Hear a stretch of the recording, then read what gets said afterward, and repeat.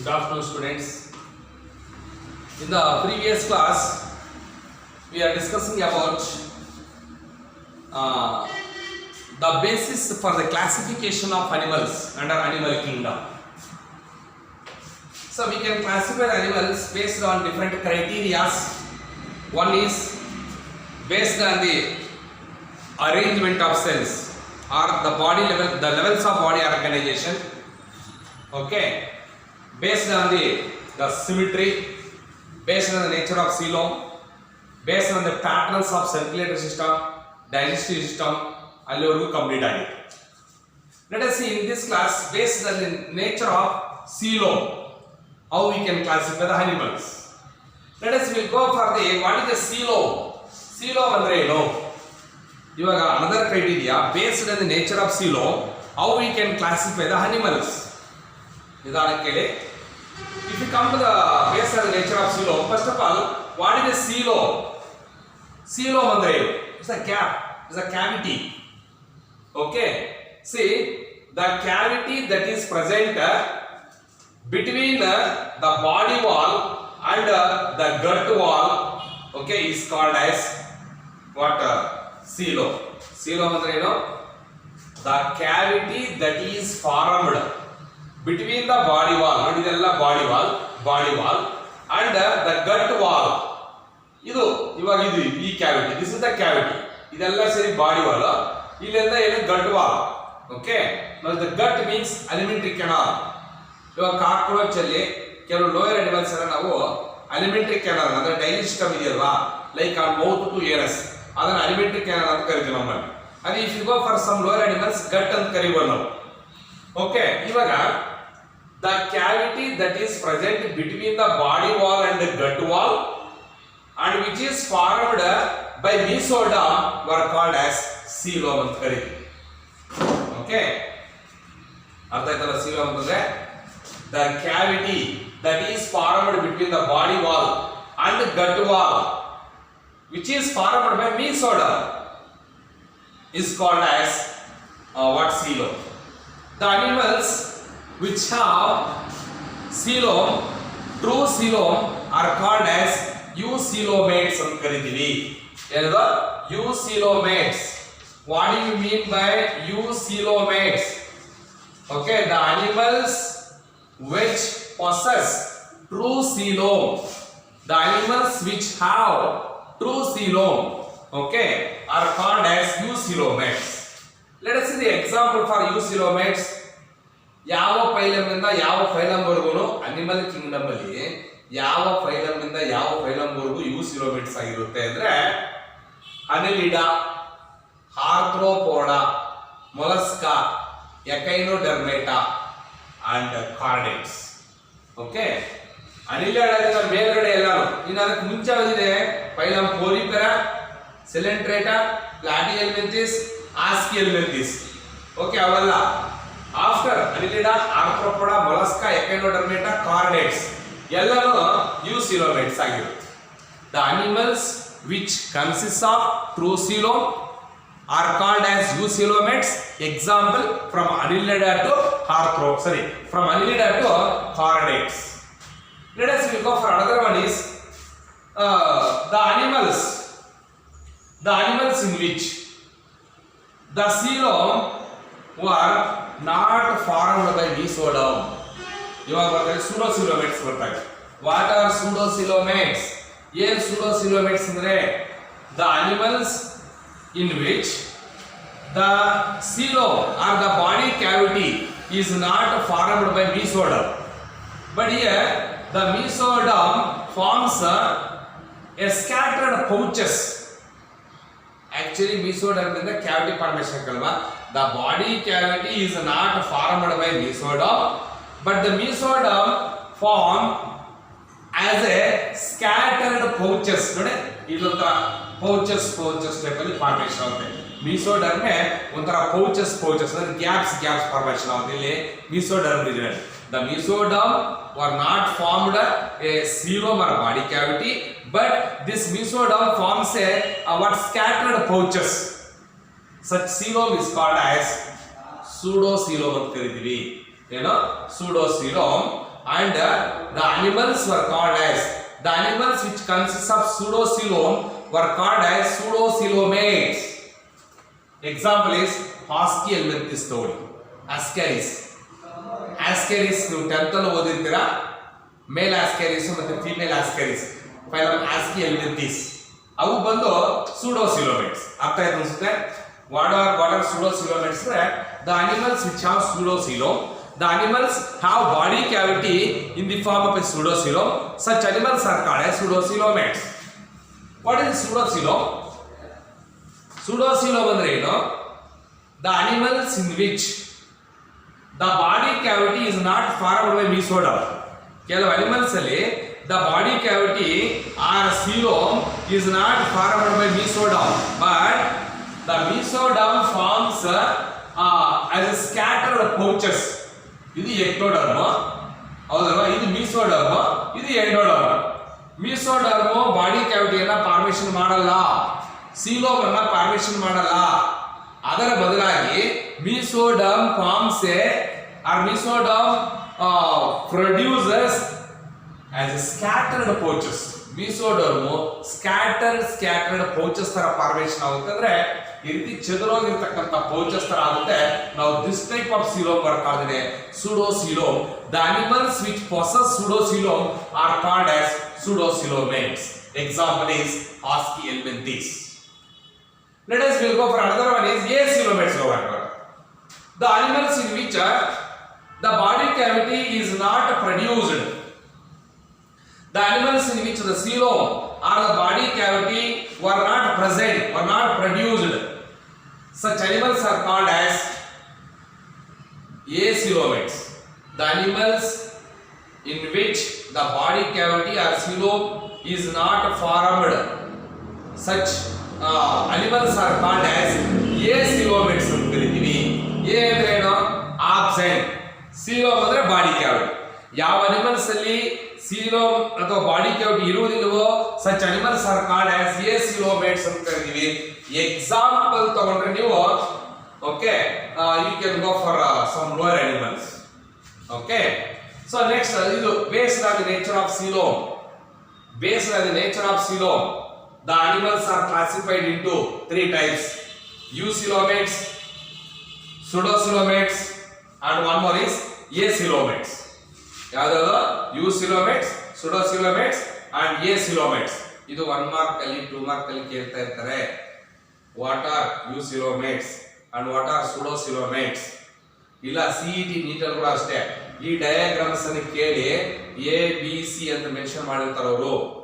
ನಮಗೆ ಗೊತ್ತಾಗಬೇಕು ಪರ್ಫೆಕ್ಟ್ ಆಗಿ ಈ ರೀತಿ ಸ್ಕ್ಯಾಟರ್ಡ್ ಪೌಚಸ್ ಇತ್ತು ಅಂತ ತಿಳ್ಕೊಳ್ಳಿ ಮೀಸೋಡರ್ಮ್ ಅಲ್ಲಿ, ಅದು ಬಂದೇನು pseudocoelomates ಅಂತ. ಇವಾಗ ಇಲ್ಲಿ ಮೀಸೋಡರ್ಮ್ ಈ ರೀತಿ ಕ್ಲೀನ್ ಆಗಿ ಕಾಣಿಸ್ತಾ ಇದೆ, ಕ್ಯಾವಿಟಿ ತರ ಸೀಲೋಮ್ ಇದು eucoelomates ಅಂತ. ಇಲ್ಲಿ ಕ್ಯಾವಿಟಿನೇ ಇಲ್ಲ, ಇಲ್ಲಿ ಎಕ್ಟೋಡರ್ಮ್ ಮತ್ತೆ ಎಂಡೋಡರ್ಮ್ ಅಲ್ಲಿ ಕ್ಯಾವಿಟಿನೇ ಇಲ್ಲ, ಎಲ್ಲ ಗ್ಯಾಪೇ ಇಲ್ಲ. ಅದಕ್ಕೆ ಇದು ಒಂದು acoelomates ಅಂತ. ನಿಮ್ಮಷ್ಟಕ್ಕೆ ನೀವೇ ಪರ್ಫೆಕ್ಟ್ ಆಗಿ ಓದ್ಕೊಂಡಿದ್ರೆ ಇದು ಅರ್ಥ ಆಗುತ್ತೆ. ನೀವು ಅದನ್ನ ಕನ್ಸಿಡರ್ ಮಾಡಬಹುದು, ಯಾವುದು eucoelomates, ಯಾವುದು pseudocoelomates, ಯಾವುದು acoelomates ಅಂತ ನೀವು ನಿಮ್ಮಷ್ಟಕ್ಕೆ ನೀವೇ ಐಡೆಂಟಿಫೈ ಮಾಡಬಹುದು. Let us will go for another one ಬರೋಣ. ಇವಾಗ we can also classify the animals based on their germ layers. Based on the germ layers, we can classify the animals into 2 types: triploblastic animals and diploblastic animals ಅಂತ. ಏನಿದೆ? triploblastic animals and diploblastic animals. triploblastic and diploblastic animals. triploblastic and diploblastic animals. Let us see the first one. ಹೋಗೋಣ.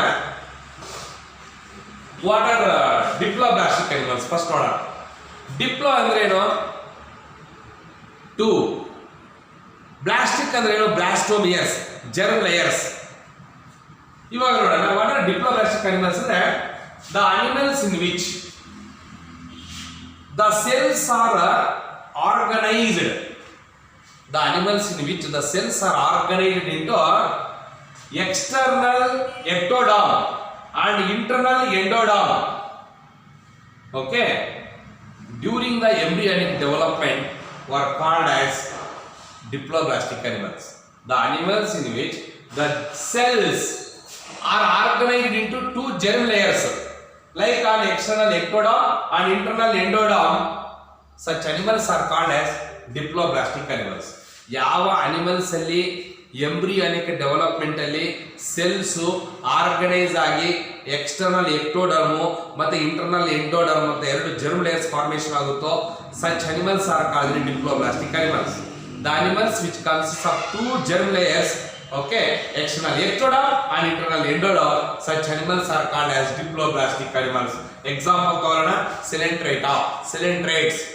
First one ಬಂದು ಪೋಲಿಫೆರಾ, ಎರಡನೇದು ಬಂದು Coelenterata, ಮೂರನೇದು ಬಂದು ಪ್ಲಾಟಿಯಲ್ಮೆಂಥಿಸ್, ನಾಲ್ಕನೇದು ಬಂದು ಆಸ್ಕಿಯಲ್ಮೆಂಥಿಸ್, ಹಿಂಗ್ ಬರುತ್ತೆ. ಇವಾಗ ಫಸ್ಟ್ ಒನ್ ಬಂದು ಸಿಲೆಂಟ್ರೇಟ್ಸ್ ಬಂದು diploblastic animals. What are one mark two mark ಹೇಳ್ತಾ ಇರ್ತಾರೆ. ವಾಟ್ ಆರ್ ಡಿಪ್ಲೋಬ್ಲಾಸ್ಟಿಕ್ ಅನಿಮಲ್ಸ್ ಅಂದ್ರೆ the animals body wall, the animals which consists of two germ layers. The body wall consists of two germ layers, outer ectoderm and inner endoderm. Such animals are called diploblastic animals. Example, coelentrates ಅಂತ ಹೇಳ್ಬೋದು. ನೋಡಿ ಇನ್ನೊಂದ್ಸಲ ಹೇಳ್ತೀನಿ. What are diploblastic animals? The animals in which the cells are organized into external ectoderm and internal endoderm during the embryonic development. Embryo development ಆಗಬೇಕಾದ್ರೆ cells organise ಆಗಿ external ectoderm ಮತ್ತೆ internal endoderm ಅಂತ ಎರಡು ಜರ್ಮ್ ಲೇಯರ್ಸ್ ಫಾರ್ಮೇಶನ್ ಆಗುತ್ತೆ. That animals, such animals are called as diploblastic animals. Example is phylum Coelenterata. Next one ಹೋಗೋಣ. What are triploblastic animals? ಏನು triploblastic animals ಅಂತಂದ್ರೆ the animals in which the third germ layer is formed. ಸರಿಯಾಗಿ ಗಮನ ಕೊಡಿ. The animals in which the third germ layer is formed, that is mesoderm, in between outer ectoderm and inner endoderm. Such animals are called triploblastic animals. Triplo ಅಂದ್ರೆ ಏನು? ಮೂರು. ಬ್ಲಾಸ್ಟೋಮಿಯರ್ germ layers. ಯಾವ animals embryo development ಆಗಬೇಕಾದ್ರೆ cells ಮೂರು layers ತರ organise ಆಗುತ್ತೋ, outer ಎಕ್ಟೋಡರ್ಮು, middle ಮೀಸೋಡರ್ಮು and inner ಎಂಡೋಡರ್ಮು ಅಂತ animals ನಾವು ಟ್ರಿಪ್ಲೋಬ್ಲಾಸ್ಟಿಕ್ ಅನಿಮಲ್ಸ್ ಅಂತ ಕರೀತೀವಿ. The animals in which the third germ layer is formed during the embryonic development, such animals are called as triploblastic animals. ಇಲ್ಲ ಇನ್ನೂ simple ಆಗಿ ಹೇಳ್ಕೊಳ್ಳಿ ನೀವು. The animals in which three germ layers R formed, that is outer ectoderm, middle mesoderm and inner endoderm during the embryonic development. Such animals are called as triploblastic animals ಅಂತ ಹೇಳ್ಬೋದು ನೀವು. Example ಬಂದು ಪ್ಲಾಟಿಯಲ್ಮೆಂಥಿಸ್ ಇಂದ ಹಿಡಿದು chordates ವರೆಗೂ, ಪ್ಲಾಟಿಯಲ್ಮೆಂಥಿಸ್, ಆಸ್ಕಿಯಲ್ಮೆಂಥಿಸ್, ಅನಿಲಿಡಾ, Arthropoda, Mollusca, Echinodermata and chordates ಎಲ್ಲಾನು triploblastic animals. Clear ಆಯ್ತು ಅನ್ಸುತ್ತೆ, ಅರ್ಥ ಆಯ್ತು ಅನ್ಸುತ್ತೆ. What are diploblastic animals and what are triploblastic animals. Let us go for another one is we can also classify the animals based on their segmentation. ಏನು segmentation ಅಂತಂದ್ರೆ in some animals the body were divided both externally and internally.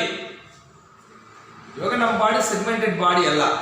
ಏನು ನಮ್ಮ body ಏನಾದ್ರು piece ತರ ಇದೆಯಾ ನೋಡ, ಈ ರೀತಿ ನಮ್ಮ ಬಾಡಿ ಏನಾದ್ರು ಹಿಂಗೆ ಪಾರ್ಟಿಷನ್ ತರ ಇದೆಯಾ? ಇಲ್ಲ. ಅದೇ ಅರ್ಥವಾಗಿ ನೋಡಿ, ಅರ್ಥವಾಗಿ ಗೊತ್ತಲ್ಲ, ಎರೆಹುಳು ಅದರ ಬಾಡಿ ನೋಡಿ, ಎಲ್ಲ ಅದರ ಬಾಡಿ ಎಲ್ಲ ಒಂಥರ ಪೀಸ್ಗಳ ತರ ಕಾಣಿಸುತ್ತೆ ನಿಮಗೆ, ಹೌದಲ್ವಾ?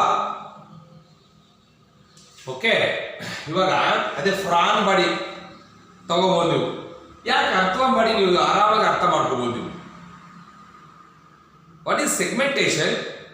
In some animals, the body is divided into the body. In some animals, the body is externally, ಮೇಲೆ ನೋಡಕ್ಕೆ ಮೇಲೆ ಅಲ್ಲ, externally ಹಿಂಗೆ, externally and as well as internally were divided into number of segments or number of metamers.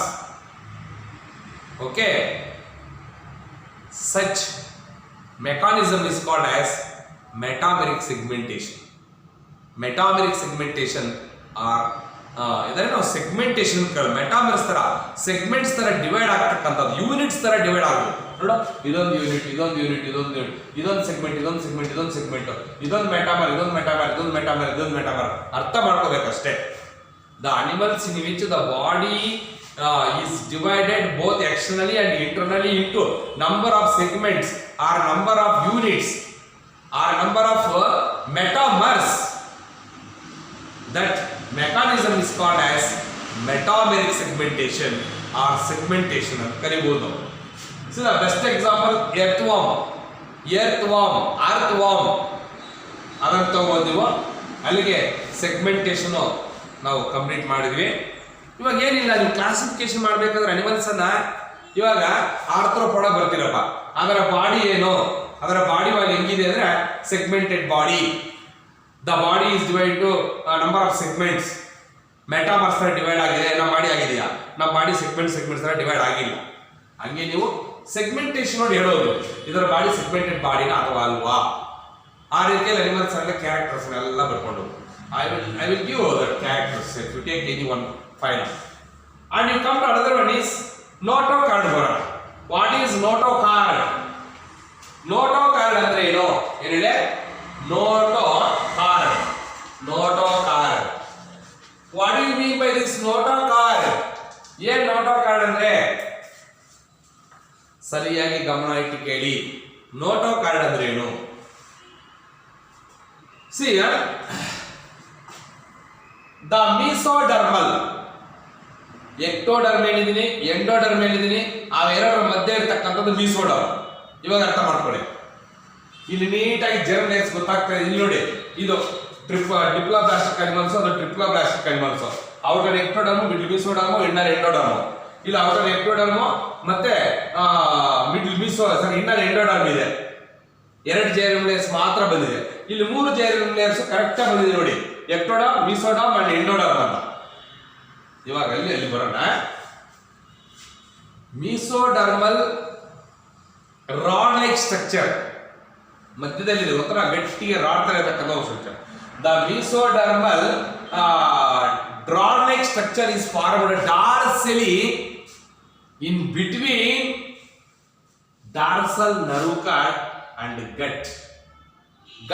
ಇವಾಗ ನಮ್ಮ ಬಾಯ್ ಇದೆ ಅಂದ್ರೆ ಇದು ಅಲಿಮೆಂಟ್ರಿ ಕ್ಯಾನಲ್, ಅಲ್ಲಿಂದ ಬಾಡಿ ವಾಲ್ಗೆ ಮತ್ತೆ ಗಟ್ ವಾಲ್ಗೆ ಮಧ್ಯೆ ಇರತಕ್ಕಂಥ ಒಂದು solid supporting structure which is formed dorsally were called as notochord.